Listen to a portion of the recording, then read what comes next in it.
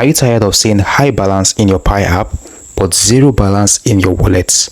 Look, in this year, if you haven't completed your Mainnet checklist, looking here you can see the Mainnet checklist. If you haven't completed that, your Mind Pi is basically just going to be a number on the screen. So in today's video, I'm going to simply show you how to exactly migrate your Pi coin to Mainnet so you can actually use them. So let's dive right into it. So the first step I need you to take right here on your device is to go to your Play Store or App Store like this, search for Pi browser and get the Pi browser app installed on your device. So once that is done, this is what I need you to do next. Now go to your Pi network app, not your Pi browser, go to your Pi network app like this. So right here is your Pi network app. Looking right here at the top left corner, you can see the three line icon right there. So you just need to go ahead and click on it, then go ahead and click on Mainnet, and you're going to see the option of checklist. So just go ahead and click on checklist and you're going to see a bunch of options which are actually mandatory in order for you to be able to migrate your Pi to your Mainnet. So first, I need you to go to your Pi browser. Go to your Pi browser, create a Pi wallet if you haven't created a Pi wallet. Now once you create the Pi wallet, write down your 24-word passphrase on a physical paper, not just on your phone or device, not just by screenshotting it or saving it on note on your device. Go ahead and save it on a physical paper in order to actually keep it safe, not just for memorizing it, but to also keep it safe from people that might actually have access to your phone.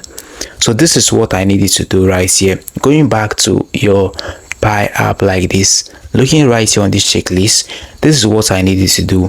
You need to confirm your wallet. You can actually do this by pasting your passphrase so that the system is actually going to know where to send your coin. This is actually compulsory in order for you to be able to migrate your Pi to Mainnet. So this is what I need you to actually do as well. You need to commit to lockup configuration. You can see that option right here. If you haven't done that yet, you need to actually do that. So this is the tip I'm going to give you for that. If you want to use some of your coins soon, I don't think you need to lock up 100% for 3 years. You just need to set it to a lower percentage so that you can actually have available balance after migration. So that is what you need to take note of as well. So looking right here on the screen, we have this one right here, which is actually the KYC.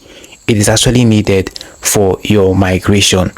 This is actually the hardest part because a lot of people are actually stuck at this stage. So if yours is still pending in this year, this is what you can simply do.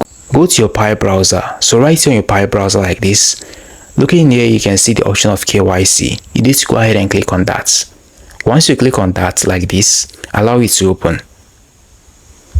So once that is done, you are going to be able to see the resubmit option. Now one of the reasons why you might actually be finding it difficult to pass the KYC verification is actually because you submitted a blurry ID photo.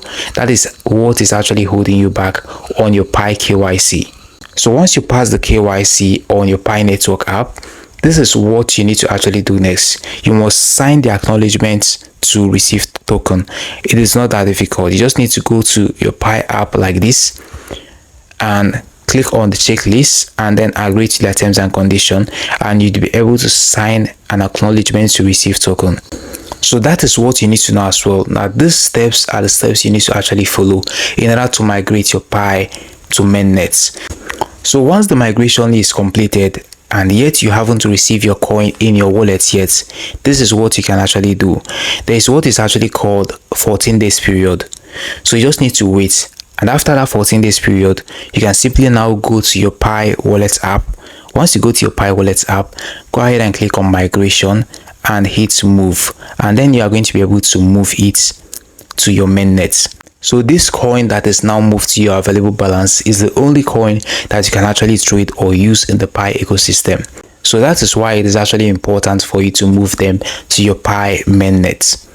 So if your checklist is actually still stuck on any specific number, just drop the comments below and I will help you to troubleshoot it. Don't forget to like this video if this video actually helped you. Subscribe to AppFix and Earn for more updates on Pi and other ways to earn money online. Catch you in the next one.